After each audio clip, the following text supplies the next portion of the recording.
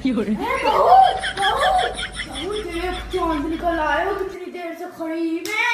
अभी कहाँ निकला है माँ जी? अभी नहीं निकला। अरे निकल हुआ है, मैंने खुद देखो। अरे अभी तो 7 बजे हैं, अभी कहाँ निकल गया है? अच्छा चल मैं तुझे दिखाऊंगा। कहाँ है? दिखाओ। देख बोरा, देख तुझे दिखाई ना दे रहा। अरे माँ जी वो तो बिजली है, लाइट है, वो कहाँ चांद है? अंधी हो गई है क्या? दिखाई नहीं दे रहा। नहीं नहीं वो चांद नहीं है, आप अंधी हो गई हो। इलाज करवाना पड़ेगा क्या? चल ठीक है, वहाँ